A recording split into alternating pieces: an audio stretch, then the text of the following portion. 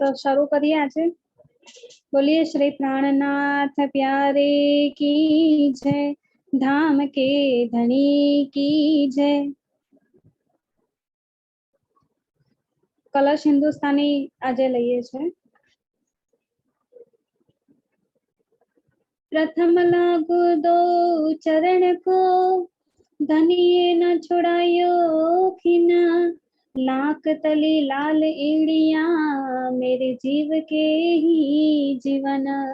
इन पाँव तले पड़ी रहूं, धनी नजर खोलो बात न। पलना वालू निरखु नेते, मेरे जीव के ही जीवन। ए चरण निमखना छोड़िए, राखिए माहे नैनन। ए निस्बत हक अरश की, मेरे जीव के ही जीवन, मेरे जीव के ही जीवन। बोलिए श्री प्राणनाथ प्यारे की जय, धाम के धनी की जय, समस्त सुंदर साथ की जय। कलश हिंदुस्तानी નું પ્રકરણ આજે લઈએ છે, પ્રકરણ 12। પ્રકરણ 11 માં જે વાતો કરવામાં આવી છે એ સોહાગણીઓના લક્ષણોની વાત કરવામાં આવી છે, જે આપણે બધા વાંચેલું જ હશે અને જાણીએ જ છીએ કે સોહાગણીઓના લક્ષણ કેવા હોવા જોઈએ, ધણીએ વાણીમાં આપણને અત્યારે બતાવ્યું છે। તો એના પછીનું જે પ્રકરણ છે એની આજે આપણે થોડી ચર્ચા કરીશું। जो दुख मेरी सयन को, तब सुख कैसा मोहे। हम तुम एक वतन के, अपनी रूह नहीं दोए, अपनी रूह नहीं दोए। भी कहूँ मेरी सयन को,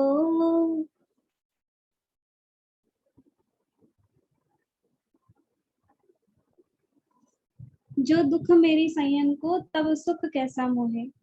आज प्रकरण શરૂ થવાનું છે એના પહેલાનું જે પ્રકરણ છે 11મું પ્રકરણ, એમાં છેલ્લી ચોપાઈમાં આપણને ઇન્દ્રાવતીજી કહી રહ્યા છે અને ઇન્દ્રાવતીજીના દિલમાં બેસીને ધમધણી આપણને કહી રહ્યા છે કે જો દુઃખ મેરી સૈયન કો, મારી સખીઓને જો કોઈ પણ પ્રકારનું દુઃખ થાય, તબ સુખ કેસા મોહે, તો મને સુખ કેવી રીતે થઈ શકે કે મારી સખીઓને દુઃખ થાય તો એમને જોઈને હું પણ દુઃખી થઉં છું, અને મારી સખીઓ જો ખુશ થાય તો એમને જોઈને હું પણ ખુશ થઉં છું। અહીં આગળ દુઃખ અને સુખની વાત કરી છે, તો સખીઓ માટે કયું દુઃખ છે અને કયું સુખ છે એ વાત આપણે બહુ જ સમજવા જેવી છે। એ વાતો જ આ સોહાગણીઓનું જે લક્ષણ વાળું જે પ્રકરણ છે ને એમાં એ જ વાતો કહેવામાં આવી છે કે કેવા પ્રકારનું સખીઓને સુખ થાય અને હોઈ શકે, એમના લક્ષણો જાણીએ ને તો એ લક્ષણો પરથી ખબર પડી કે એમનું સુખ ક્યાં છુપાયેલું છે, કઈ બાજુનું સુખ છે એમનું, અને દુઃખ એમને કઈ વાતનું લાગે છે એ પણ, એટલે કે વિરહની વાત છે કે આ દુનિયાના સુખોમાં લીન થઈને, જે ક્ષણિક ક્ષણભંગુર છે એવા સુખોમાં લીન થઈને મારી સખીઓ અહીંયા આગળ દુઃખ જોઈ રહી છે। એ સુખોને એ સુખ માની બેસી છે, પણ એ સુખ સાચેમાં સુખ છે જ નહીં। એ શું છે? એક ક્ષણભંગુર સુખ છે અને એના પછી અનંત જે દુઃખો આવતા પહાડ છે ને એ દુઃખ જ દુઃખ છે। તો જે આ માયાના સુખો છે એ સુખો સાચેમાં છે જ નહીં।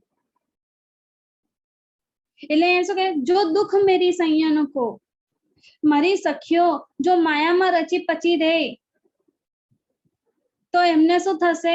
એમને પરમધામથી એમની દૂરી થઈ જશે, ધણીથી એમની દૂરી થઈ જશે। એ જે દૂરી થઈ છે ને એને પછી હટાવવા બહુ મુશ્કેલ થઈ જશે કે માયામાં જ્યારે એટલી પરોવાઈ જાય છે ત્યારે કે શુદ્ધ બુદ્ધ બધું જ ભૂલી જાય છે અને કશી પછી ભાન રહેતું નથી, એવી સ્થિતિ થઈ જાય છે ને ત્યારે એને દુઃખ થાય છે। દુઃખ કેવું? આ માયાનું દુઃખ થાય છે, કારણ કે આ માયામાં સુખ તો ક્યાંય છે જ નહીં.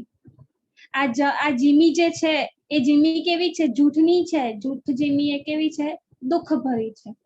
સુખ તો હંમેશા પરમધામમાં જ છે. એ અખંડ સુખો ના લઈને આપણે આ દુઃખોને વળગીએ ને, ત્યારે આપણને જોઈને તબ સુખ કેસા મોહે.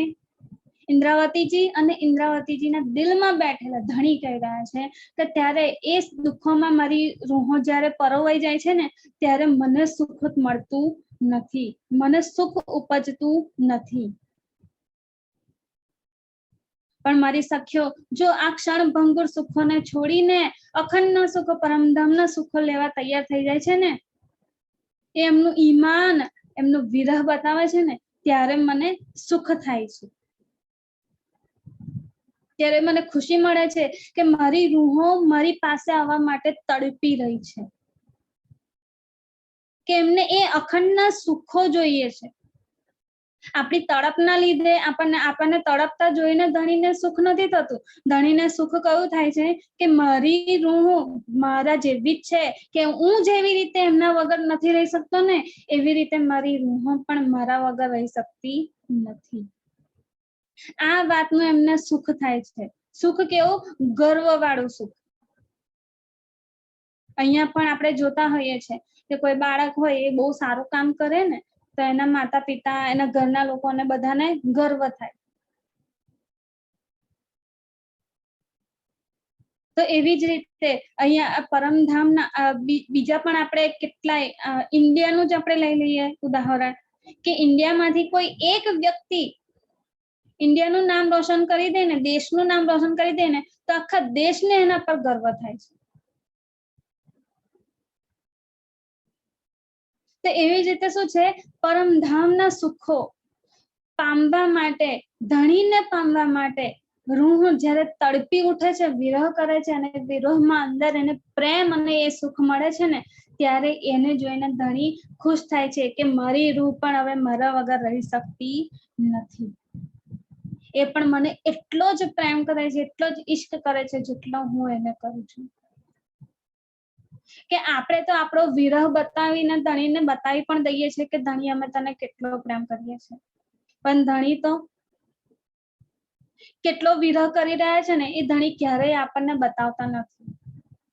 ધણીના દિલમાં કેટલો વિરહ ચાલી રહ્યો છે ને, એ જ્યારે ધણીના દિલમાં પ્રવેશ કરીને ઊંડાણમાં ઉતરીએ ને, ત્યારે ખબર પડે છે કે ધણીના દિલમાં કેટલો વિરહ છે.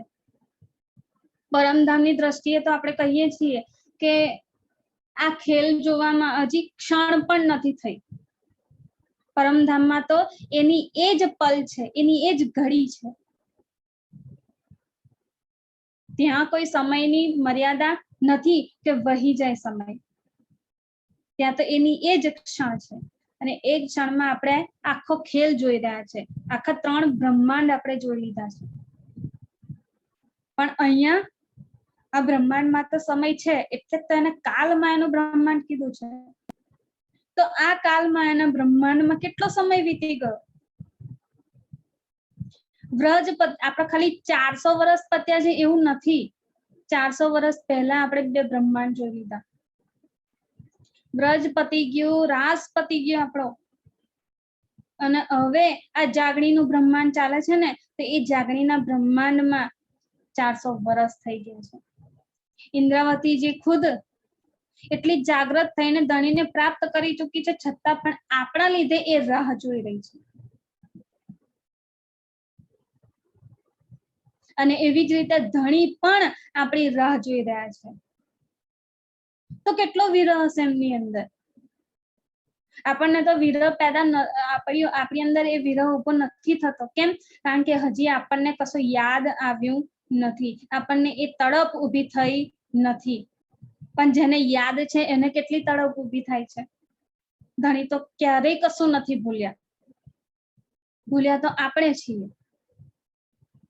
તો જે ધણી નથી ભૂલ્યા એ ધણીના દિલમાં કેટલો વિરહ થતો હશે, એ આપણે ક્યારેય પણ જોયું છે? એટલે અહીંયા કહેશું કે જો દુઃખ મેરી સૈયન કો, મારી સખીઓને દુખી જોઈને હું સુખી કેવી રીતે થઈ શકું છું? મારી સખીઓ દુખી થાય છે બ્રહ્માંડમાં રહીને, માયામાં રચી પચી થઈ જાય છે ત્યારે મને પણ દુઃખ થાય છે. મારી સખીઓ અખંડના સુખોને યાદ કરીને એમાં પરોવાઈ જાય છે ત્યારે મને સુખ થાય છે. અને મારી સખીઓ જ્યારે વિરહ તડપ કરે છે ને ત્યારે મને પણ એ વિરહ અને તડપ થાય છે. અને જે આપણને થાય છે ને એ બધા જ અહેસાસ, એ બધી જે પણ ફિલિંગ્સ છે ને એ બધી ધણીને થાય છે, ધણીના દિલમાં ઉપજે છે. એ વાત આપણે વિતકના પ્રસંગોથી બહુ જ સારી રીતે સમજી શકીએ છીએ. સૌથી મોટો પ્રસંગ છે છત્રસાલ મહારાજજીનો, કે જ્યારે પ્રાણનાથજીએ પોતાની લીલા એટલે કે 5મા દિવસની લીલા સમાપ્ત કરવાનું વિચાર્યું અને 6થા દિવસની લીલાની શરૂઆત કરવાનું વિચાર્યું ત્યારે એ જે અંતિમ ક્ષણ હતી એ સમયે છત્રસાલ મહારાજને જેવી ખબર પડી, એમના સુધી સંદેશો પહોંચ્યો કે હવે આ તન આપણી આંખોથી ઓझल થઈ રહ્યું છે, ત્યારે એમણે શું કર્યું? કેન નદીને પાર કરીને અહીંયા આવવાનું વિચાર્યું. એ કેન નદી જેમાં ભરપૂર પૂર આવી રહ્યું હતું, એટલી મોટી નદીને કેવી રીતે પાર કરી શકાય છે? પણ એ જે છત્રસાલ મહારાજના દિલમાં જે તડપ ઊભી થતી હતી ને પોતાના ધણીને મળવાની, એ જ તડપ ધણીના દિલમાં ઊભી થયેલી હતી. એટલે તો એ કેન નદી પરથી જ્યારે ઘોડો પસાર થયો ને ત્યારે ધણીએ એ ઘોડાના પગલાને પોતાની પીઠ પર લઈ લીધા અને એ ઘોડાને અને છત્રસાલ મહારાજજીને સહી સલામત રીતે કેન નદી પાર કરાવી.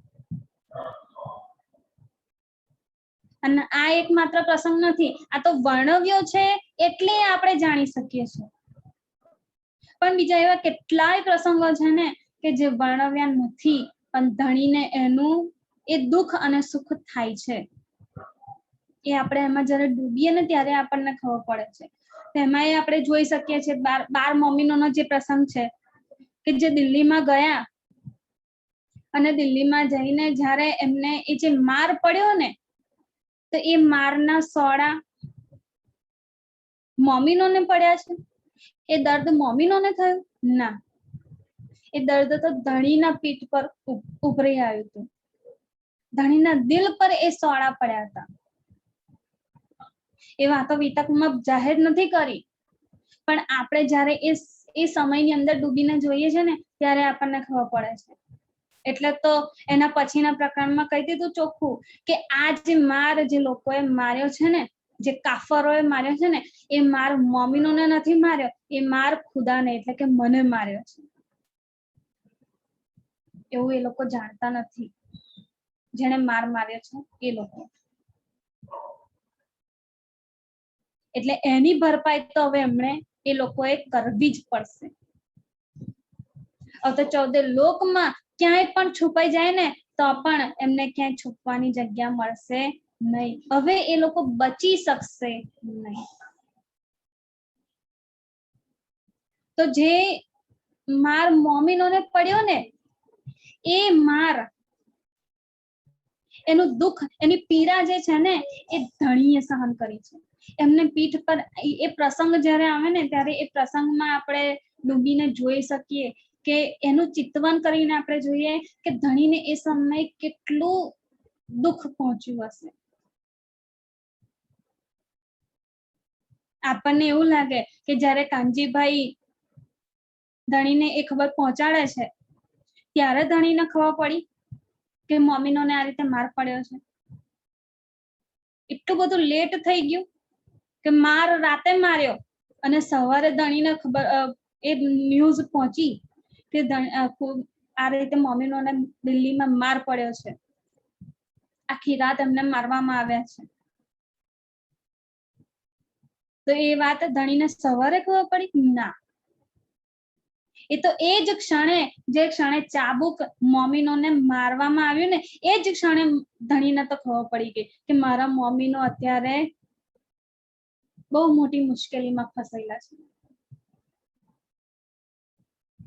કારણ કે એમનું દુઃખ ધણી સહન કરતા હતા.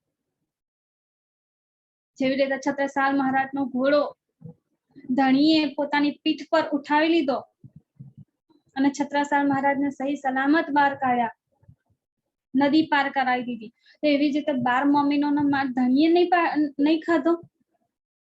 એ સોડા, એ ચાબુક ધણીને પીઠ પર નથી પડ્યા? એ ધણીએ બતાવ્યું નથી, પણ એ દુઃખ એમણે સહન કર્યું છે. આવા કેટલાય પ્રસંગો છે વિતકની અંદર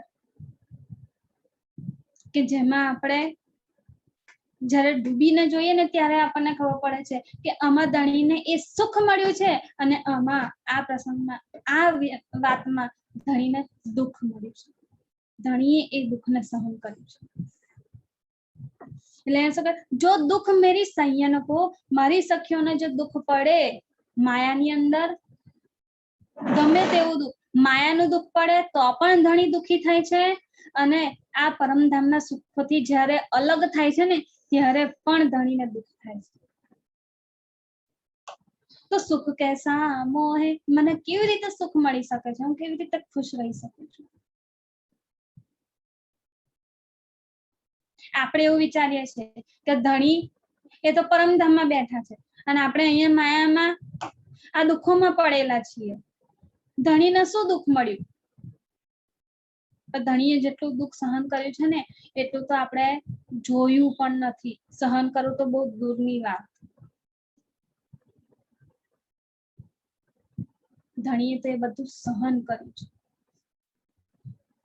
કારણ કે દુઃખ એને થાય જેને બધું યાદ હોય, જે બધું જાણતો હોય. આપણે તો ભૂલી ગયા છીએ, આપણને શું દુઃખ હોવાનું? આપણને તો એ પણ દુઃખ નથી થતું કે હું ભૂલી ગઈ છું, તો મને હવે એ યાદ આવવું જોઈએ. ધણીની આટલી મહેનત જોયા પછી પણ આપણી અંદર એ દુઃખ, એ તડપ, એ વિરહ ઉભો નથી થતો. શું દુઃખ છે આપણને? આ માયામાં પણ ધણીએ કેટલા ખુશ રાખ્યા છે આપણને, અને બધા દુઃખ એમણે પોતાની ઉપર લઈ લીધા છે કે મારી સખીઓને હું ક્યારે પણ દુઃખી જોઈ શકતો નથી. હમ તુમ એક વતન કે, આપણે બધા એક જ વતનના છીએ, એક પરમધામના રહેવા વાળા છીએ, આપણે અલગ નથી. ધણી પણ આપણને કહી રહ્યા છે, ઇન્દ્રાવતી સખી પણ આપણને કહી રહી છે કે મારી અને તમારી આત્મ અલગ નથી. સખ્યો અને ધણીનું સ્વરૂપ અલગ નથી. ધણી જ સખ્યોનું સ્વરૂપ ધારણ કરીને લીલા કરે છે અને સખ્યો જ જ્યારે મારફતમાં ડૂબી જાય ને ત્યારે ધણીનું સ્વરૂપ બની જાય છે. એ મારફત છે, એ અદ્વૈત છે. પરમધામમાં એ જ અદ્વૈત છે કે ત્યાં બીજું કશું છે જ નહીં. તો શું ફરક રહ્યો ધણીમાં અને સખ્યોમાં? પરમધામમાં આવો કોઈ પણ ભેદ નથી. એટલે અહીંયા શું કીધું? હમ તુમ એક વતન કે, હમ તુમ આપણે બધા એક જ વતનના, એક જ પરમધામના રહેવા વાળા છીએ. અપની રૂહ નહીં દોએ, આપણી રૂહ બે નથી, આપણી રૂહ એક જ છે. 12,000 સખીઓની રૂહ એક છે અને ધણીની રૂહ અને આપણી રૂહ એક જ છે. રૂહ એટલે શું કહેવાય? આપણે કોઈ તનને માનીએ છીએ પરમધામની અંદર, જે તન બેઠું છે ધણીના દિલમાં, એ રૂહ છે? ના, રૂહ એટલે દિલ. એ દિલનું જે સ્વરૂપ છે ને એને જ રૂહ કીધી છે. તો ધણીના દિલના સ્વરૂપોને જ રૂહ કીધી છે. તો ધણીનું દિલ અને ધણીના દિલના સ્વરૂપો એ અલગ નથી. અપની રૂહ નહીં દોએ, આપણી રૂહ, આપણું દિલ એક જ છે, આપણું દિલ અલગ નથી. ધણી આપણને કહી રહ્યા છે કે બ્રહ્મ સૃષ્ટિ બ્રહ્મ તદોગત, એ અલગ નથી, એક જ છે. કારણ કે પરમધામમાં બે સ્વરૂપ કે બે દ્વૈત વાળી વસ્તુ છે જ નહીં. એ અદ્વૈત છે. અદ્વૈતમાં એક માત્ર આવે, જ્યાં બીજા કોઈનું અસ્તિત્વ જ નથી. બીજું છે જ નહીં. એક એટલે એક જ. 1 + 1 કરીએ ને તો પણ = 1 જ આવે, એ 2 ના થાય. આ છે પરમધામનું અદ્વૈત. એટલે અહીંયા શું કીધું? અપની રૂહ નહીં દોય. આપણી રૂહ, આપણું દિલ એક જ છે. અને એ જ વાતને કન્ટિન્યુ કરતા હવે આગળના પ્રકરણમાં કહે, ભી કહું મેરી સૈયન કો ભી કહું. ભી કહું એટલે કે આગળ જે વાતો કરી ને એ બધી વાતોની અંદર હજી ઓર ભી વધારે વાત કહી રહી છું. ઇન્દ્રાવતીજી, મહામતીજી આપણને કહી રહ્યા છે, અને મહામતીના ધામધીનમાં બેસીને ધણી આપણને કહી રહ્યા છે કે ઓર ભી અલગ બીજી વાતો હું તમને આગળ કહું છું. જે બ્રહ્મ સૃષ્ટિના મોમિનોના લક્ષણો છે ને, એ લક્ષણો સિવાય એની અંદર બીજી કેટલી વાતો છે, એ વાતો હજી આગળ હું તમને કહું છું. ભી કહું મેરી સૈયન કો, મારી સખીઓ જે છે ને એમને હું આ વાત કહી રહ્યો છું. જો હે મૂલ અંકુર, જે શું છે? મૂળ અંકુર છે. મૂળ અંકુર એટલે પરમધામના રહેવા વાળા છે, એ એક અદ્વૈતના રહેવા વાળા છે. મૂળ અંકુર કીધું, મૂળ એટલે મૂળ તો એક જ હોય, મૂળ બે થઈ શકે નહીં. અને મૂળનું જ અંકુર જે પ્રગટ થયું છે ને, મૂળ એ કેવું હોય? જમીનમાં દટાયેલું હોય, છુપાયેલું હોય, એ દેખાય નહીં બહાર. પ્રકટ થઈને બહાર શું આવે? વૃક્ષ આવે. એ અંકુર છે ને, એ અંકુરમાંથી વૃક્ષ ઊભું થાય, એ પ્રકટ થાય છે. એમાં મૂળ જે છે ને, જે એને ટકાવી રાખે છે, એ મૂળ ક્યારેય દેખાતા નથી. તે એ મૂળ છે એ શું છે? મારફત, ધણીનું દિલ. એ મારફત, એ ધણીનું દિલ એ કેવું છે? પરમધામમાં અત્યાર સુધી બધું છુપાયેલું હતું, એ મારફત છુપાયેલી હતી. અને પ્રકટ સ્વરૂપમાં શું હતું? હકીકત. આખું પરમધામ, રૂહો, બ્રહ્મ સૃષ્ટિઓ, શ્યામાજી, એમાં અક્ષરબ્રહ્મ પણ આવી ગયા, મહાલક્ષ્મી પણ આવી ગયા. આખું પરમધામનું જે સ્વરૂપ છે ને, એ પ્રકટ સ્વરૂપ છે. એ મૂળ જે છે ને, મારફત, ધણીનું દિલ, એ મારફતનું અંકુર સ્વરૂપ છે. એ હકીકત છે ને, એ આખું પરમધામ, એની અંદર આપણે બધા જ આવી ગયા. તો જે એ મૂળ અંકુર વાળા છે ને, એ મારફતની જે હકીકત છે ને, એને અહીં આગળ કહી રહી છું. એ મારી સખીઓ છે, મારી રૂહ છે, મારું દિલ છે. સો નિજ વતની સોહાગની. નિજ વતની એ કેવી છે? નિજ અખંડ વતનની રહેવા વાળી છે. અને એ કેવી છે? વતની સોહાગની, કે એ એકમાત્ર ધણીના સ્વરૂપને યાદ રાખવા વાળી છે. એટલે તો આગળ સોહાગણીના લક્ષણો કીધા છે, બ્રહ્મ સૃષ્ટિના લક્ષણો કીધા છે. સોહાગણી એટલે કોણ? અહીંયા પતિ પત્નીના સ્વરૂપની વાત નથી. ધણી આપણા પતિ છે, આપણે ધણીની પત્ની છીએ, એ તો અહીંયાની દ્રષ્ટિના લીધે આપણને સમજાવવામાં આવ્યું છે. બાકી પરમધામમાં તો પતિ પત્નીનો કોઈ નાતો જ નથી. પરમધામમાં તો એકમાત્ર નાતો છે, કયો છે? આશિક અને માશુકનો. ધણીની આખી હકીકત છે ને, એ ધણીની માશુક છે, અને ધણી એ સમયે આશિક છે. અને એ હકીકત જ્યારે ધણીને રીઝાવે છે ને, ત્યારે એ હકીકત આખું પરમધામ આશિક છે, અને ધણી એના માશુક થઈ જાય છે. અરસપરસની લીલા છે. પતિ પત્નીની લીલામાં કેવું હોય? પતિની લીલા આખી અલગ જ આવે, પત્નીની લીલા આખી અલગ આવે. પતિ પત્ની ના બની શકે ને પત્ની પતિ ના બની શકે. એ અહીંયાનો નાતો છે, અહીંયાનો સંબંધ છે. એટલે સમજાવવા માટે આપણને ખાલી કહી દીધું છે, પણ પરમધામમાં કોઈ પતિ પત્નીનો નાતો નથી.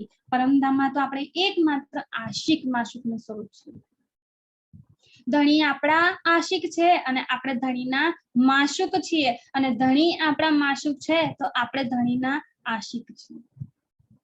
એ નિજ વતની સુહાગણી છે કે જે આ નાતાને, આ સંબંધને સમજે છે.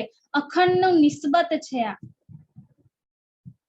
એટલે તો કહી દીધું, સંબંધ મૂલ કો પાવ પલ છોડ્યો ન જાય. એ મૂળ જે ધણીનું મારફત દિલ છે ને, એ મૂળ સાથે મારો સંબંધ છે, એને હું ક્યારેય પણ છોડી શકું નહીં. બ્રહ્મ સૃષ્ટિ જે છે ને, એ ક્યારેય એને છોડી શકે નહીં. સો નિજ વતની સુહાગની, પિયા અંગ નિજ નૂર. એ જ વાત આવી ગઈ. સો નિજ વતની સુહાગની, એ નિજ વતની સુહાગની છે, નિજ અખંડ પરમધામની રહેવાવાળી છે. પિયા અંગ નિજ નૂર, ધણીનું અંગ છે, ધણીનું દિલનું સ્વરૂપ છે. નિજ નૂર, અંગ નિજ નૂર. અંગ એટલે ધણીનું દિલ, નિજ એટલે પોતાનું, અને નૂર એટલે ધણીનું પ્રકટ સ્વરૂપ. તો ધણીના પોતાના દિલના પ્રકટ સ્વરૂપ નૂર જે છે ને, એ નૂર દિલ કોણ છે? આ નિજ વતની સુહાગણીઓ છે, આ બ્રહ્મ સૃષ્ટિઓ છે, એટલે કે આપણે છીએ. ધણીએ ક્યારેય પણ પોતાનાથી આપણને અલગ નથી સમજ્યા, કારણ કે પરમધામમાં આપણી વાહિદત છે. આપણે ક્યારેય પણ એકબીજાથી અલગ નથી. ધણી તો બધું જ જાણે છે, એટલે ક્યારેય એમણે આપણી અંદર ને પોતાની અંદર ભેદભાવ નથી કર્યો. અજાણ આપણે હતા. આપણે બ્રહ્મ સૃષ્ટિઓ ધણીના ઇશ્કથી, ધણીના સાહેબીથી, પાતશાહીથી આપણે અંજાન હતી, અને એના કારણે આપણે ધણીને અલગ સમજી બેઠા કે આપણે તો 12,000 છીએ અને ધણી તો એકમાત્ર છે. તો ધણીનો ઇશ્ક આપણા કરતા વધારે કેવી રીતે? પણ એ આપણું મૂળ છે, જે મારફત છુપાયેલી છે, એ આપણે સમજી શક્યા નતા. અને એ મારફતની પહેચાન અહીં આગળ આપણને ધણી કરાઈ રહ્યા છે કે તમે રૂહો મારાથી અલગ નથી, તમે મારું જ સ્વરૂપ છો, મારું દિલ અંગ છો. પિયા અંગ નિજ નૂર,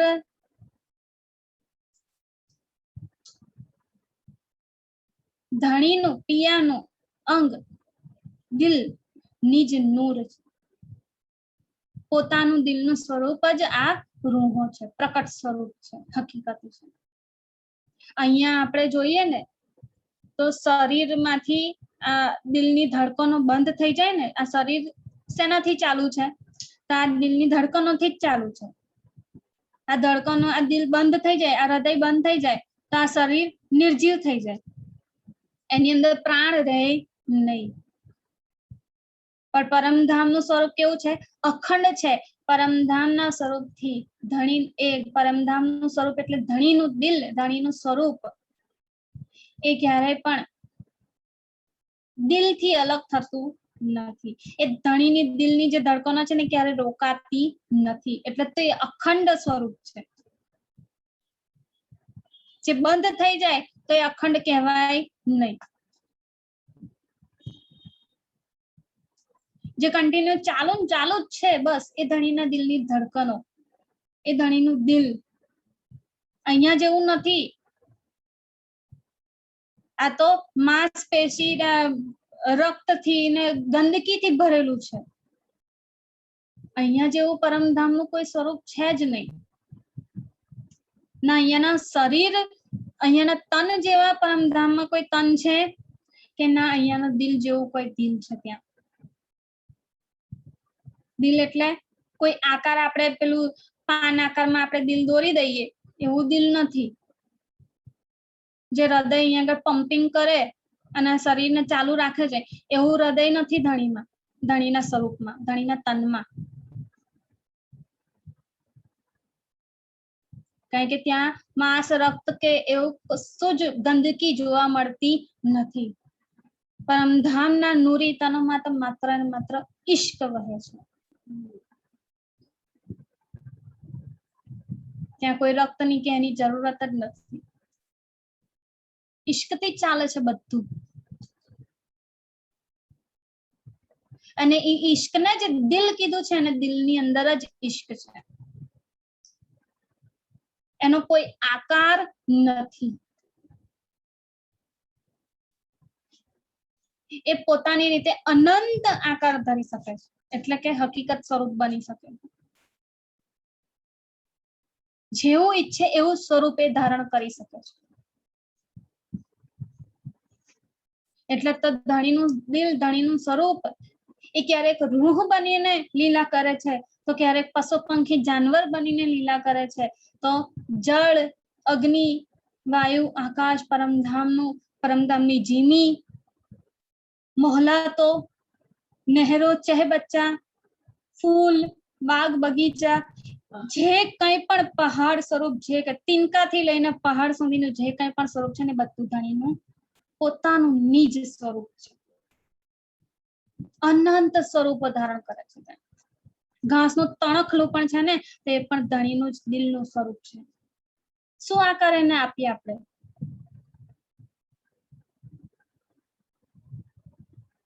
એ તો કેવો છે? એકમાત્ર અદ્વૈત સ્વરૂપ ધરાવનાર,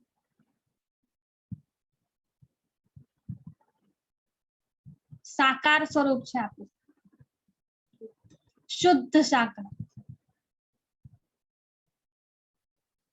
કે જેના અનંત સ્વરૂપો છે, ગણ્યા ગણાય નહીં, અને એમાંનું જ આપણે એક રૂહનું સ્વરૂપ છીએ. એટલે કે આપણા તનને, આપણા ધણીએ જે તનને પોતાના ચરણોમાં બેસાડીને ખેલ દેખાડ્યો છે ને, એ તનને રૂહ કહી દીધી છે, પરાત્મ કીધી છે. તો આપણે પણ એમનું જ એક સ્વરૂપ છે. પિયા અંગની જે નૂર, ધણીથી આપણે ક્યારે પણ અલગ નથી. પાર પુરુખ પિયા એક હૈ, दूसरा नहीं कोई, और नार सब माया यामे भी विद दोय. પાર પુરુખ પિયા એક હૈ, આ હદનું બ્રહ્માંડ છે, હદની પાર બેહદનું બ્રહ્માંડ છે, બેહદની પાર પરમધામ છે, પરમધામની અંદર પણ અક્ષરનું સ્વરૂપ છે, અને અક્ષરથી પણ પરે અક્ષરાતીતનું સ્વરૂપ છે. આ બધાને પાર કરીને એ અક્ષરાતીત પૂર્ણ બ્રહ્મ સચ્ચિદાનંદ સ્વરૂપ છે ને, એ કેવું છે? પાર પુરુખ પિયા એક હૈ, એ એકમાત્ર સ્વરૂપ અસ્તિત્વ ધરાવે છે. એમના સિવાયમાં બીજું જે કંઈ પણ છે એ બધું કેવું છે? છે જ નહીં. એટલે બીજું કશું છે જ નહીં.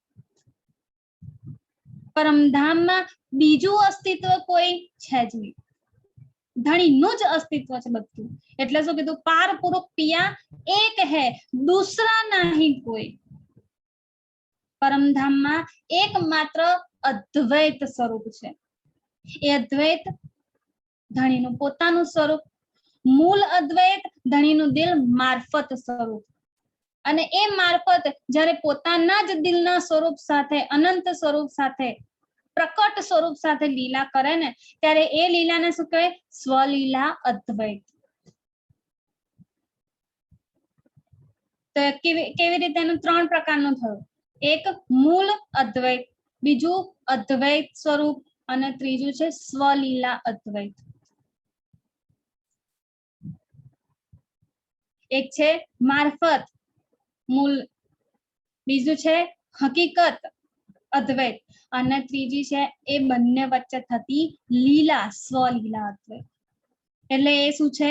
પાર પુરુખ પિયા એક હૈ, એ પિયા પાર બ્રહ્મ પરમાત્મા ધણી એકમાત્ર જ અસ્તિત્વ ધરાવે છે, દૂસરા નહીં કોઈ, ત્યાં બીજું કોઈ છે નહીં. જેને આપણે બીજું કહી શકીએ એવું જ છે નહીં. પરમધામની આપણે ગણિત જોઈએ ને, તો પરમધામનું ગણિત 1 + 1 = 1 જ થશે, એમાં 2 થશે નહીં. અહીંયાની ગણતરી પ્રમાણે આપણે જોઈએ ને તો 1 + 1 કેટલા થાય? આપણે 2 ગણીએ, પણ દ્વૈત અહીંયા છે. પરમધામમાં તો એ માત્ર અદ્વૈત છે, એટલે 1 + 1 પણ 1 જ આવશે. તો આવું ધણીનું એકમાત્ર સ્વરૂપ છે, ત્યાં બીજું કોઈ સ્વરૂપ છે નહીં. और नार सब माया। અને આ જે કંઈ પણ આ બ્રહ્માંડ ની અંદર આપણે જોવા મળે છે ને, જે આપણે જોઈ રહ્યા છીએ, એ સાચેમાં શું છે? જૂઠ છે, છલ છે, કપટ છે. કેવું છે? માયાનું સ્વરૂપ છે. આ સ્વરૂપ, આ જે સંસારમાં આપણે જે કંઈ પણ જોઈ રહ્યા છે આસપાસ, એ બધું કેવું છે? માયાનું સ્વરૂપ છે. અને એ માયામાં શું છે? યામે વિવિધ દોય, અહીંયા બે સ્વરૂપ છે. એટલે કે માયામાં દ્વૈત છે અને પરમધામ પાર પુરુપિયા એક છે. બંને વચ્ચે ડિફરન્સ થઈ ગયો. ધણીએ માયા અને બ્રહ્મનો વિછોડો કરી દીધો કે માયા શું છે અને બ્રહ્મ સ્વરૂપ શું છે. બ્રહ્મ કેવા છે? એક માત્ર છે અને માયા કેવી છે? દ્વૈત સ્વરૂપ ધરાવનારી છે. એવા અહીંયા આગળ આ માયાની અંદર દ્વૈત સ્વરૂપની અંદર આપણે ઉતરી આવ્યા છીએ આ ખેલ જોવા માટે. પરમધામનું એ અસલ અદ્વૈત સ્વરૂપ તો આ નશ્વરની અંદર આવી જ ના શકે, ક્યારેય પણ નહીં આવી શકે. કારણ કે અસલની સામે આ જૂઠ ટકી શકે નહીં. એટલે જ આપણી સુરતા, આપણી આત્મને, આપણી દ્રષ્ટિને અહીંયા આગળ મોકલવામાં આવી. આપણે અહીંયા આગળ નથી આવ્યા. આપણું ધ્યાન જે છે, આપણી દ્રષ્ટિ છે ને, એ અહીંયા આગળ આવી છે અને એના દ્વારા આપણે આ ખેલ જોઈ રહ્યા છીએ. તો આ ખેલમાં કેવું છે? દ્વૈત સ્વરૂપ ધરાવનારું છે. આ માયા જે છે આપણને જે કંઈ ઓર નાર સબ માયા, અને અહીંયા આગળ જે કંઈ પણ દેખાઈ રહ્યું છે એ કેવું છે? નારી સ્વરૂપ છે, માયાનું સ્વરૂપ છે. યામે વિવિધ દોય, અને અહીંયા બધું જ દ્વૈત સ્વરૂપ છે અને આપણે અહીંયા આગળ ઉતરી આવ્યા છીએ. जो रूह असलू ईश्वरी, दूजी रूह सब जहान, पर रूह न्यारी सोहागणी, सो आगे कहूंगी पहचान. હવે આ બ્રહ્માંડ ની અંદર આપણે ઉતરી આવ્યા છે આ માયાની અંદર જે દ્વૈત ધરાવે છે, દ્વૈત અસ્તિત્વ ધરાવે છે. તે એવા દ્વૈતના બ્રહ્માંડની અંદર જો રૂહ અસલુ ઈશ્વરી, પહેલી છે એ કેવી છે? ઈશ્વરી સૃષ્ટિ. અસલુ એટલે કે અખંડની છે. અખંડની એટલે કે અક્ષરની સુરતાઓ છે, એટલે એને શું કીધું? અસલુ કીધું છે. એ નકલી નથી, એ આ બ્રહ્માંડની રહેવાવાળી નથી, એ અખંડથી અહીંયા આગળ આવી છે. જેવી રીતે આપણે અહીંયા ઉતરી આવ્યા છીએ સુરતા સ્વરૂપે, બરોબર? તો એવી જ રીતે અક્ષરની સુરતા છે, અક્ષરનું દિલનું સ્વરૂપ છે ને, એ પણ અહીંયા આગળ 24,000 ની અંદર ઉતરી આવ્યું છે. દૂજી રૂહ સબ જહાન, અને બીજી છે એ કેવી છે? આ જહાનની, આ સંસારની રહેવાવાળી, એટલે કે આ સંસાર, આ દ્વૈતમાંથી પેદા થવા વાળી, એટલે કે જીવ સૃષ્ટિ. જે આ હદમાંથી પેદા થઈ છે એ હદનું સ્વરૂપ છે, એટલે એને શું કીધું? એ બીજી છે. સબ દૂજી રૂહ સબ જહાન, અને બીજી રૂહ કેવી છે? એને પણ રૂહ જ કીધી છે. જીવ સૃષ્ટિ છે એને પણ રૂહ કીધી છે. રૂહ એટલે અહીંનું અસ્તિત્વ. પરમધામનું અસ્તિત્વ કયું છે? જેને રૂહ કીધી એ ધણીના દિલનું અસ્તિત્વ છે. અહીંયાનું અસ્તિત્વ કેવું છે? એ હદનું અસ્તિત્વ છે, એટલે અહીંયા સબ જહાનની અસ્તિત્વ છે, એટલે કેવી કીધી? એને જીવ સૃષ્ટિની રૂહ કીધી. તો એક ઈશ્વરી સૃષ્ટિ છે જે અક્ષરની રૂહ છે, અને બીજી આ સંસારની અંદર અહીંયાની જીવ સૃષ્ટિની રૂહ છે. અને એનાથી પણ ન્યારી શું છે? પર રૂહ ન્યારી સોહાગણી. પણ આ બંનેથી એકદમ અલગ, ન્યારી એટલે અલગ, ભિન્ન છે, કે જે આ બંનેના રહેણી અને રસ્તાથી એકદમ અલગ ચાલે. તો એવી રૂહ કઈ છે? ન્યારી સોહાગણી. એ સુહાગણી પરમધામની નિજ વતનની જે રહેવાવાળી છે ને, એ રૂહો બ્રહ્મ સૃષ્ટિઓ કેવી છે? ન્યારી છે આ બધાથી, એટલે કે ઈશ્વરીય સૃષ્ટિથી પણ અને જીવ સૃષ્ટિથી પણ. આ બંને રૂહો છે ને એ બંનેથી આપણી સોહાગણી, આપણે જે પોતાને સોહાગણી કહીએ છીએ ને કે આપણે બ્રહ્મ સૃષ્ટિ છીએ, તો આ બ્રહ્મ સૃષ્ટિઓ કેવી છે? આ બંનેથી એકદમ અલગ છે, ભિન્ન છે. સો આગે કહુંગી પહેચાન, અને એ બ્રહ્મ સૃષ્ટિઓની જે પહેચાન છે ને એ વાતો આગળ કહી પણ દીધી અને હવે આગળ કહેશે પણ. કારણ કે આગળનું જે પ્રકરણ છે એ કેવું છે? સોહાગણીઓના લક્ષણોનું પ્રકરણ છે, અને સોહાગણીઓના લક્ષણોને જ કન્ટિન્યુ કરતા આ પ્રકરણમાં કર્યા છે. ભી કહું મેરી સંયમ કો, પહેલી ચોપાઈમાં કીધું કે ઓર ભી અલગથી બીજી વાતો હજી કહું છું. એટલે અહીંયા શું કીધું? સો આગે કહુંગી પહેચાન, આગળ થોડીક પહેચાન કહી દીધી અને હવે હજી પણ આગળ ભી કહું, થોડી પહેચાન હજી કહીશ, બતાવીશ. सैया सुख निज वतनी, ईश्वरी को सुख और दुनी भी सुख होसी सदा, आगे कहूंगी तीनों ठोर सैया सुख निज वतनी. પરમધામની જે બ્રહ્મ સૃષ્ટિઓ રહેવા વાળી છે સુહાગણીઓ, એ સુહાગણીઓ કેવી છે? સુખ નિજ વતની, કે એમનું સુખ ક્યાં છે? પરમધામમાં રહેલું છે. એ પોતાના નિજ વતનનું, પોતાનું અખંડનું જે સ્વરૂપ છે ને એ અખંડના સ્વરૂપોના સુખો લેવા વાળી છે. એને અહીં આગળ આ બ્રહ્માંડ, દ્વૈતના બ્રહ્માંડમાં કોઈ સુખ મળશે નહીં. એ તો સોહાગણીઓ છે અને એ સોહાગણીઓને તો અખંડના જ સુખ મળશે અને અખંડના સુખોને જ પ્રાપ્ત થશે, કે એને બીજા કશામાં રસ રહેશે નહીં. સૈયા સુખ નિજ વતની, એનું સુખ ક્યાં છુપાયેલું છે? માત્ર ને માત્ર પોતાના નિજ વતનમાં, પોતાના પરમધામમાં છુપાયેલું છે. એટલે આ સંસારની અંદર રહીને પણ જ્યાં સુધી એ પરમધામના સુખો ના લઈને ત્યાં સુધી એને ચેન પડશે નહીં. એવી બ્રહ્મ સૃષ્ટિઓ છે કે પોતાનો આખો સમય આ બ્રહ્માંડમાં રહેવા છતાં પણ એમની સુરતા અહીંયા બ્રહ્માંડમાં રહી છે, જે જીવ પર, અને જે પોતાના ઘરબારની અંદર રહી છે, પોતાની એક અલગથી કુટુંબ બનાવી લીધું છે, સમાજ બનાવી લીધો છે, તો એમાં રહીને પણ એ પોતાના પરમધામના સુખોને લેતી રહેશે, એને છોડશે નહીં. એટલે તો વાણીમાં કહી દીધું કે જલ में રહીએ કોરે રહીએ, કે આ જળની, આ મોહજલનું જે જળ છે ને એમાં રહ્યા છતાં પણ બ્રહ્મ સૃષ્ટિ કેવી રહેશે? કોરી રહેશે. જેવી રીતે કાદવમાં, કિચડમાં ફૂલ, કમળનું ફૂલ જેમ ઉગી નીકળે છે ને, એવી જ રીતે આ કાદવ કિચડ છે મોહજલનો. આ મોહજલનો ભવસાગરનું જે જળ છે ને એ કેવું છે? કાદવ કિચડ સમાન છે.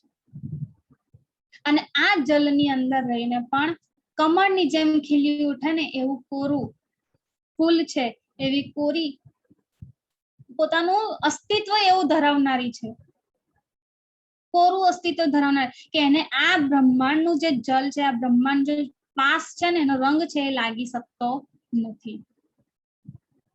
એ અદ્વૈતની રહેવા વાળી છે તો એને અદ્વૈતના જ સુખ જોઈશે, એ દ્વૈતમાં પોતાનું સુખ શોધશે નહીં. હવે આપણે પોતાની અંદર જોઈએ, પોતાના દિલને પૂછીએ કે આપણે કયા સુખમાં ડૂબેલા રહીએ છીએ. હું તો મારી વાત કરું તો મારા માટે તો હું હજી પણ આ બ્રહ્માંડના સુખોમાં જ રહી છું. હજી એ પરમધામના સુખોને એટલું લઈ નથી રહી. તો આ જે વાતો છે ને આપણા દિલ પર વાગવી જોઈએ, ચોટ લાગવી જોઈએ, કે ધણી અહીંયા આગળ આપણી બડાઈ કરતા કહી રહ્યા છે કે એ સોહાગણીઓ જે નિજ વતનની રહેવા વાળી છે એ ક્યારેય પણ પોતાના નિજ વતનના સુખોને છોડશે નહીં. સૈયા સુખ નિજ વતની, એમને સુખ ક્યાં મળશે? માત્ર માત્ર પોતાના નિજ વતનના સુખોને પ્રાપ્ત કરવામાં જ એ સુખ મળશે. એમનું અસલ સુખ તો એ જ છે. તો એ બીજું અહીંયા બ્રહ્માંડનું સુખ જે ક્ષણભંગુર છે એવા સુખો એ નહીં લે. એમાં અંદર ડૂબી નહીં રહે. તો એવી વતની નિજ વતનની રહેવાવાળી બ્રહ્મ સૃષ્ટિઓ જે છે એમાં આપણે પોતાને મૂકી શકીએ છીએ કે નહીં મૂકી શકીએ? આપણે પોતાને નિરીક્ષણ કરીને જોઈએ, તોલીને જોઈએ આપણે કે આપણે ક્યાં બાજુ રહીએ છીએ. અખંડના સુખોમાં પરોવાયેલા રહીએ છીએ કે પછી આ બ્રહ્માંડના સુખોમાં, દ્વૈતના સુખોમાં?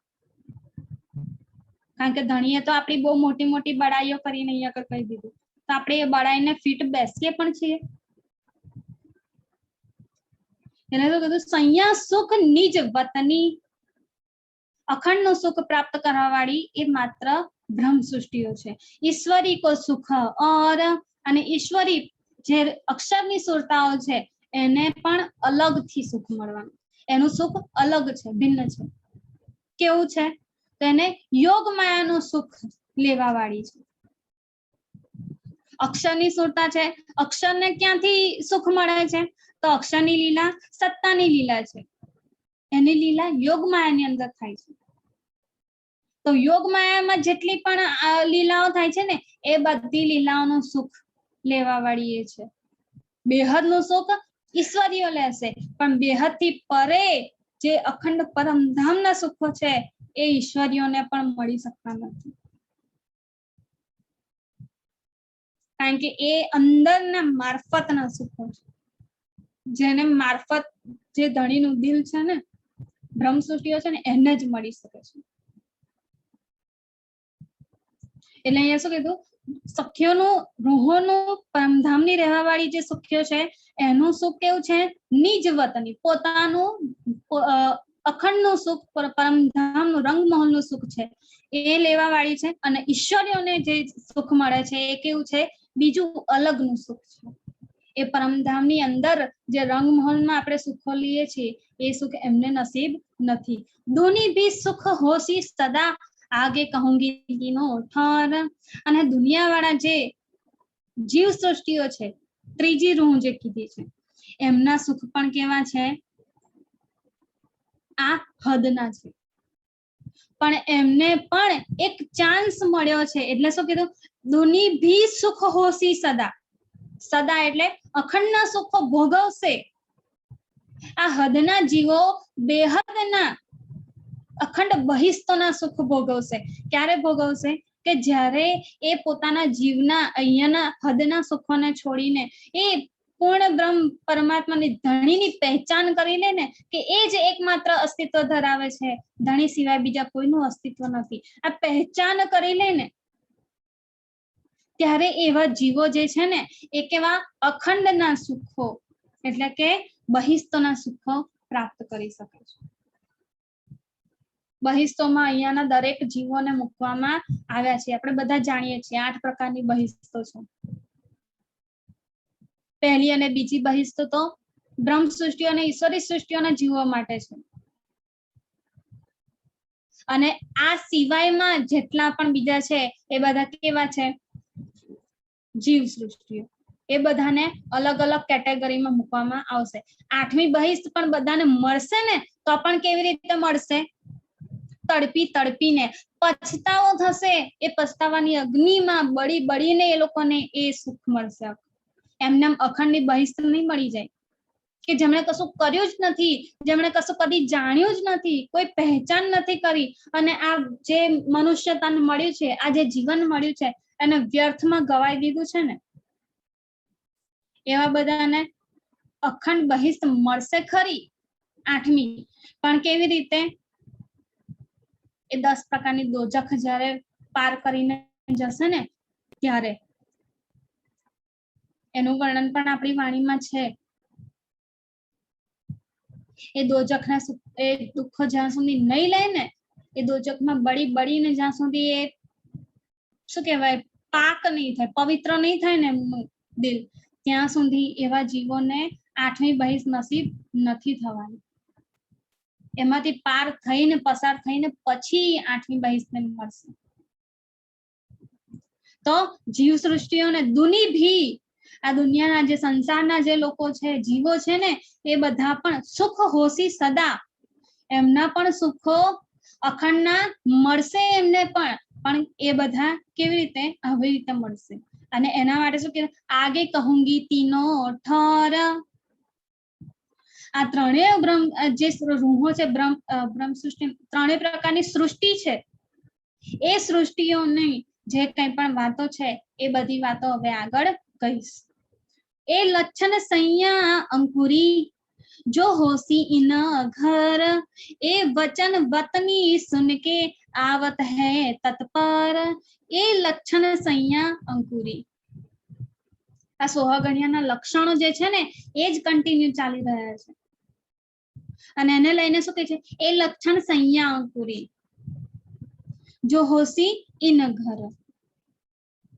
આ જેટલા પણ લક્ષણોની વાત કરી છે ને આગળ એ બધા લક્ષણો કોના છે સંજ્ઞા અંકુરી જે અંકુર ધરાવે છે પરમધામની બ્રહ્મ સૃષ્ટિનો જે એ મૂળ મારફતનો અંકુર ધરાવે છે ને એ બ્રહ્મ સૃષ્ટિઓ જો હોસી ઇન ઘર આ ઘરની રહેવાવાળી એટલે કે પરમધામની રહેવાવાળી જે બ્રહ્મ સૃષ્ટિઓ છે જે મોમીનો છે એ આ લક્ષણો ધરાવે છે એમના આ બધા લક્ષણો છે કેવા બધા કે પોતાનું યકીન ધણી પરથી ક્યારે પણ છોડશે નહીં આગળ એ બધા બહુ બધા લક્ષણો બતાવ્યા છે આપણે ફરી ક્યારેક એ પ્રકરણ પણ લઈશું પણ અહીંયા એ જ લક્ષણોને કન્ટિન્યુ કરતા કહે છે કે આ બધા જે લક્ષણો છે કોના છે અંકુર ધરાવનારા જે બ્રહ્મ સૃષ્ટિઓ છે જે નિજ વતનના રહેવા વાળા છે ને એમના આ લક્ષણો છે એ વચન વતની સુન કે અને આ બધા જેટલા પણ વચનો કહેવામાં આવ્યા છે આ વાણી આખી વચન એટલે માત્ર આ કલશ ની વાણી કે પછી આ પ્રકરણમાં જે કંઈ પણ કહી રહ્યા છે એની વાત નથી ધણીએ આ બ્રહ્માંડમાં આવીને આપણને 18,758 ચોપાઈઓનું આખું કુલજમ સ્વરૂપ ગ્રંથ આપણને આપી દીધું છે આપણું ઇલમ આપણને આપી દીધો છે એમના દિલના જે વચનો છે દિલની જે વાતો છે ને એ દિલ ખોલીને રાખી દીધું છે સાથે સાથે બળીવૃત અને વિતક પણ આપી દીધું છે તો આ બધા વચનોને ભેગા કરીને અહીં આગળ કહી રહ્યા છે કે એ વચન વતની સુન કે આ વચનો જેટલા પણ છે ને એ બધા વચનો એ વતનના રહેવા વાળા બ્રહ્મ સૃષ્ટિઓ જે છે ને પરમધામની રહેવા વાળી એ સાંભળશે અને એ સાંભળીને આવત હે તત્પર તરત જ દોડીને આવશે પલભરમાં ક્ષણભરમાં બધું જ છોડીને આ વચનોને જે ગ્રહણ કરી લેશે ને એ તરત જ દોડતી આવશે જેવું વ્રજ છોડીને જયારે રાસમાં આપણે ગયા ને અને જે વ્રજમાં થયું ને એવું જ અહીંયા આગળ થઈ રહેશે કે જયારે વાંસળીની ધૂન જયારે સાંભળી ને ત્યારે બ્રહ્મ સૃષ્ટિઓ ગોપીઓ જ માત્ર દોડી તે એ ગોપીઓમાં તામસી સૌથી પહેલી દોડી નીકળી વગર કશું પણ વિચારીએ એક ક્ષણનો પણ વિલંબ એટલે કે એની દેરી નથી કરી તે એવી જે તામસી સખ્યો છે ને એમણે ક્ષણભરમાં વ્રજનું બ્રહ્માંડ છોડીને રાસમાં પહોંચી ગઈ ધણીની ધૂન સાંભળતા સાંભળતા ત્યાં પહોંચી ગઈ અને એવી જ રીતે પછી તામસી રાજસી અને સ્વાતસી આ રીતે ત્રણેય પ્રકારની જે બ્રહ્મ સૃષ્ટિઓ છે એ બધી જ વ્રજમાંથી રાસમાં પહોંચી તો કેવું એમણે તરત જ છોડી દીધું કોઈ વિચાર નથી કર્યો એવી જ રીતે અહીંયા આગળ જયારે આ વચનો જે છે વાણીના વચનો એ બધા પણ કેવા છે ધણી અત્યારે વાંસળી જ વગાડી રહ્યા છે આપણા માટે આ વચનો રૂપી પણ આપણને એની ધૂન સંભળાતી નથી એ સમયે તો શેષે મહેશે બધાએ સાંભળી આખા બ્રહ્માંડ 14 લોકે સાંભળી છે પણ ગયું કોણ માત્ર ને માત્ર ગોપીઓ બ્રહ્મ સૃષ્ટિઓ અને અહીંયા પણ આ વાણી ગર્જતમાં જ આખા સંસારમાં ગર્જના કરી રહી છે જેને મળી છે જેને નસીબ થઈ છે ને એમાંથી બ્રહ્મ સૃષ્ટિઓ કેવી છે જૂજ તો તો એ બ્રહ્મ સૃષ્ટિઓને એ વચનો જ્યારે મળે છે, એ વચનોને ગ્રહણ કરી લે છે ને, ત્યારે શું છે, આવત હે તત્પર, તરત જ એ દોડતી આવશે. ધણીનો ઇશ્ક જાહેર થઈ ગયો છે બ્રહ્મ સૃષ્ટિઓ માટે, અને એ ઇશ્કને લેવા વાળી બ્રહ્મ સૃષ્ટિઓ તરત જ દોડી નીકળશે. એક ક્ષણ ભરનો પણ વિલંબ કરશે નહીં. અને આપણે કેટલી દેરી કરી દીધી છે, કેટલું મોડું કર્યું આપણે, 400 વર્ષ કાઢી નાખીએ છીએ આપણે આ બ્રહ્મ સૃષ્ટિઓના લક્ષણમાં. અહીંયા તો કીધું આવત હે તત્પર, એ વચન વતની સુન કે આવત હે તત્પર. આ વચનો જેને સાંભળી લીધા ને, એ બધા તરત જ દોડીને આવશે. આપણે તો ક્યારના સાંભળતા આવ્યા છીએ. આ તો આપણો કોણ જાણે કયો જન્મ છે, અને પહેલા પણ આપણને વાણી મળી જશે, ત્યારે તો અત્યારે આપણે આટલું લઈ રહ્યા છીએ, પણ એ સમયે એટલી પહેચાન થઈ નહીં, એટલે આ બીજો જન્મ, બીજા જીવ પર આવીને આપણે આ લઈ રહ્યા છીએ. તો 400 વર્ષ આવી રીતે કાઢ્યા છીએ આપણે. આ 400 વર્ષને આપણે તત્પર કહી શકીએ છીએ કે તરત જ આપણે દોડી નીકળ્યા? આપણે તો કેટલી મોટી ગેપ પાડી દીધી છે. અને આગળ જે ચોપાઈ આપણે જોઈ, એમાં શું કીધું કે ધણી આપણી રાહ જોઈ રહ્યા છે, ઇન્દ્રાવતીજી આપણી રાહ જોઈ રહ્યા છે. એ બધા જે આગળના મોમીનો થઈ ગયા ને, જેની વાત વિતકમાં કહેવા આવી છે, તે વિતકના જેટલા પણ મોમીનો છે ને, એ બધા કેવા છે, તત્પર દોડી નીકળ્યા છે. આવત હે તત્પર, એ તરત જ ધણીના ચરણોમાં દોડીને ગઈ છે, કારણ કે એમણે વચનો સાંભળી લીધા છે. એમાં સૌથી મોટું ઉદાહરણ આપીએ તો કેશવદાસજી. કેશવદાસજીએ તો ભગવાન રેવાદાસના મુખેથી માત્ર થોડીક વાત સાંભળી, 1-2 વચનો સાંભળ્યા અને તરત જ દોડી નીકળ્યા ધણીને મળવા. કોઈને કશું કહેવા રહ્યા નથી, કોઈને કશું જણાવ્યું નથી, ઘેર પણ કહેવા ના ગયા કે હું જાઉં છું. અબ મેં હોતે હી જાતો હો, મુझे આયા ઈમાન, મને ઈમાન આવી ગયું છે કે મારો ધણી હતો, એ મારો અક્ષરાતીત મારો ધણી હતો, એટલે હું હવે ત્યાં એમના ચરણોમાં દોડી છું. કેવું દોડી ગયા? એ આપણે દોડ્યા છીએ ક્યારના? આપણને તો આ વચનો મળી ગયા છે. એ વચન વતની સુન કે, આપણે જો એ વતનના રહેવા વાળા છીએ, તો આપણને તો આ વચનો ક્યારના મળી ગયા છે. વારંવાર સાંભળતા આવ્યા છીએ, ચર્ચા દ્વારા, વાણી સહુર દ્વારા, કેટલીક દ્વારા આપણે સાંભળીએ છીએ, આપણે ખુદ એનું મંથન કરીએ છીએ, તો પણ એ ચોટ હજી લાગી નથી, અને હજી પણ આપણે દોડી નીકળ્યા નથી. કેવી રીતે આ સોહાગણીઓના લક્ષણમાં આપણે પોતાને મૂકી શકીએ છીએ? આપણે કહી શકીએ કે હા, મારી અંદર આ લક્ષણ છે. આ લક્ષણ તો સૌથી મોટું છે, સૌથી ઉપર, સૌથી મોટું છે આ લક્ષણ, કે જે પણ ધણીના વચનોને સાંભળશે ને, તરત જ દોડી આવશે, એ રોકાઈ શકશે નહીં. વ્રજમાં તો આપણે છોડતી સમયે રાજસિંહ અને સ્વાતસિંહે થોડો ક્ષણનો પણ વિલંબ કર્યો, પણ દોડી તો ગઈ જ. સ્વાતસિંહે તો તન પણ છોડી દીધા, પણ દોડી તો નીકળી જ. પણ અહીંયા આ જાગણીના બ્રહ્માંડમાં કઈ કેટેગરીમાં આપણે આવીએ છીએ? અહીંયા તો બધી સોહાગણીઓ કહી દીધી છે. અહીંયા તામસી, રાજસી, સ્વાતસી આપણને નથી જણાવ્યા, એ તો વ્રજની અંદર આપણને કીધું. અહીંયા તો સોહાગણીઓ કહી દીધી બધાને.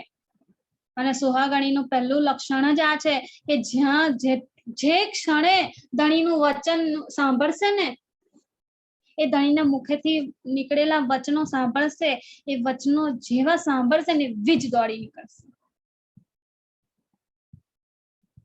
એ વિતકના પ્રસંગો આપણે ઘણીવાર, આપણે વર્ષમાં એક વાર તો આપણે વિતક કરીએ જ છીએ. કેટલું સાંભળ્યું આપણે વિતક આપણા અત્યાર સુધીના જીવનમાં? આપણી ઉંમર કેટલી થઈ છે?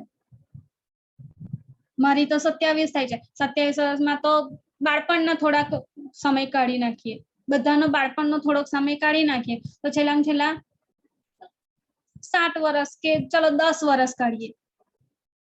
10 વર્ષ સુધી બુદ્ધિ નથી, પણ 11મા વર્ષ પછી તો બુદ્ધિ આવવાનું ચાલુ થઈ જ જાય. અત્યારના બાળકો એટલા ઇન્ટેલિજન્ટ છે કે એમને તો જન્મતાની સાથે જ બુદ્ધિ હોય છે. તો આપણો કેટલો સમય થયો છે? આપણે કેટલા વર્ષના થયા અને ક્યાં સુધી આપણે આ વિતક વાણીના વચનો સાંભળતા આવ્યા છીએ?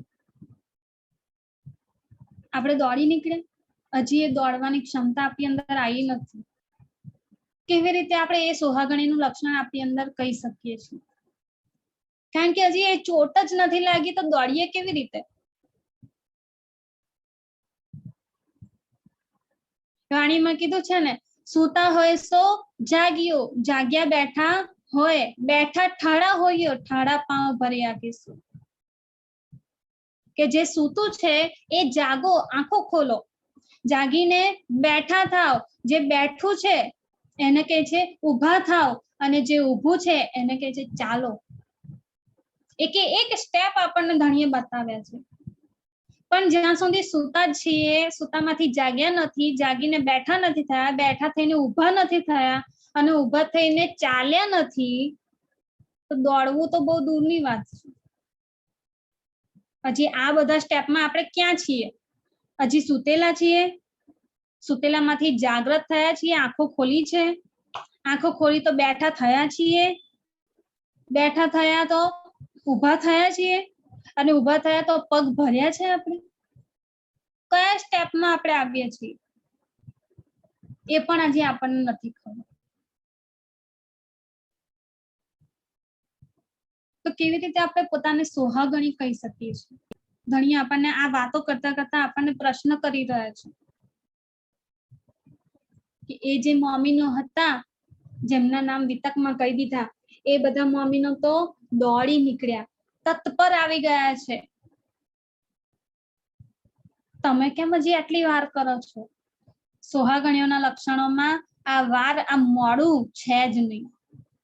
તમે તો મોડું કરી રહ્યા છો.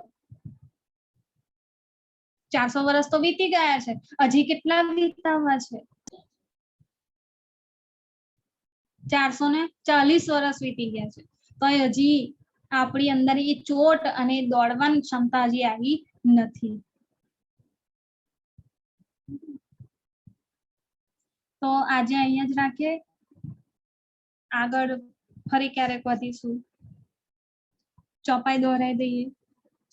એ લક્ષણ સૈયા અંકુરી, સૈયા અંકુરી, જો હોસી ઇન ઘર, જો હોસી ઇન ઘર, એ વચન વતની સુન કે, એ વચન વતની સુન કે, आवत है तत्पर, आवत है तत्पर, आवत है तत्पर।